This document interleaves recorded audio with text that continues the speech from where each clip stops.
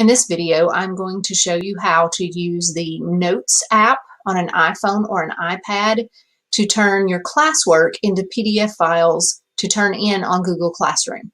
This is very useful if you have multiple pages to turn in. If you only have one, you could probably get away with just taking a picture with the camera on your iPhone or iPad. But if you have multiple pages to turn in for one assignment, this works much better. So we're going to open up an iPad with a Notes app, and we're going to have a new note here. And so I've already clicked the new note, ready to go. And what we're going to do is click the camera button. This would work the same way on an iPhone. And when I do that, I have three choices, and I'm looking for scan documents. This is how to make it a PDF file instead of a picture file. So we're going to click scan documents.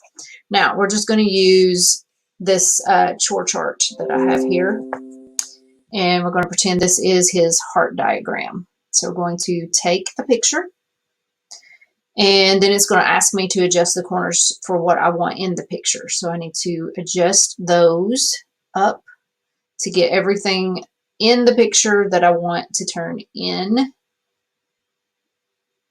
Okay, and now I have the option to, if I don't like what I did, to retake it or keep scan. I'm going to choose keep scan. Now this is where I have the option to add another page.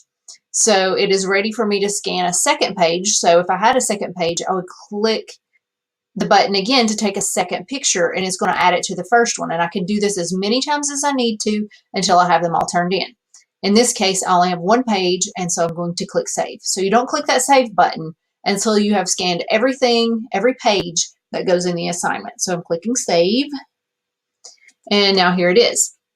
Now, right now, the name of it is scan document. I want to change that to the name of the assignment that I'm turning in. So I'm going to click up here at the top so I can rename it.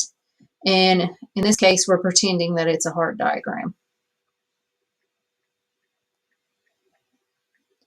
And save. Let that save.